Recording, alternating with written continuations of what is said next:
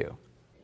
He's been heralded as George Washington's one-man army, and that's the title of a new book, as you see, by John T. Palmer, The Life, the Legend, and Battles of Pedro Francisco, a giant soldier with courage in his heart to match his stature. And John Palmer shares this remarkable war hero's true life story. John, thanks for joining us today. How are you? I'm fine. It's a pleasure. Thank you. You bet. Well, thank you for bringing this remarkable historical figure story to life. I'm like, where has Pedro Francisco been my whole life? I didn't know about this guy. He sounds amazing. He sounds like bigger than, a character you see in an action movie. He is, and I would be delighted to introduce him to you. All right. Okay, so let's start with what drew you to Pedro Francisco's story. When did you first start to study him and want to know more? I was searching for a topic for my second book, and I had heard about him in the past and just started to do passive research and found that he was wildly famous in the late 18th century. And as a history buff myself, I'd never heard of him. So I figured it was time to reintroduce him to America about his courage and sacrifice. And so Pedro was born to a noble family in Portuguese Azores, and he ends up on a dock in Virginia, having been the victim of a kidnapping 5 years later. And so this is an outrageous start to his life. I'm sure you had to do a lot of unearthing to do fact versus fiction to write this. That's true. I tell the tale of Pedro Francisco in all its glory in the book, but in chapter postscripts, I address some situations where historians call into question the veracity of the feats of strength and the like. But by and large, there is no doubt he was a great hero. Can you elaborate on doing your research, how you compiled everything? Well, I first read everything there was on Pedro Francisco. I then visited all the battlefields, the 10 battlefields to which he fought.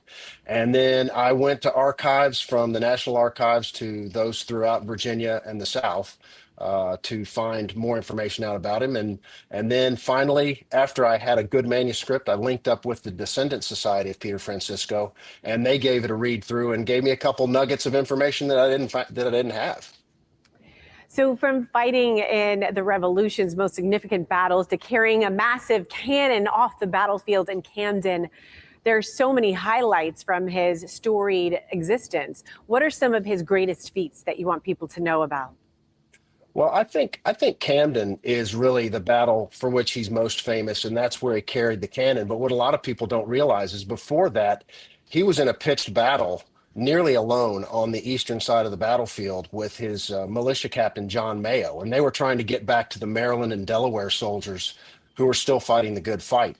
So Francisco shot a grenadier who was trying to bayonet Captain Mayo. They were then separated shortly thereafter, and he faced off against two of Bannister Tarleton's mounted dragoons while he was on foot with an unloaded musket. So facing steep odds, he pretended to surrender until the first dragoon got close enough. Then, like a lumberjack swinging an axe, he walloped the cavalryman in the head, knocking him unconscious and unhorsing him. The second dragoon showed up with a saber flashing, and he took a swipe at Francisco. Francisco parried the saber slash and then skewered the dragoon in his ribs, and then elevated the impaled dragoon and, like a farmer pitching hay, tossed him over his shoulder to the ground behind him. He then hopped on the horse and grabbed the sword, and he's looking for Captain Mayo. Captain Mayo had been captured by two British soldiers, and he was on the other side of a bunch of British soldiers in the battle. Now, Francisco was too big to be issued a uniform, so he wore plain clothes, and it was hard to tell who he was fighting for. So he purported to be a loyalist cavalryman and shouted, "Huzzah, my brave boys, we've conquered the rebels," and they yielded the road. So he approached Mayo on the horse. He put his two captors to the sword. He transferred the mount to Mayo so he could make his escape. And Mayo would later present him with a ceremonial sword and bequeath him 100 acres in Kentucky for his service. And that's all before he carried the cannon from the battlefield.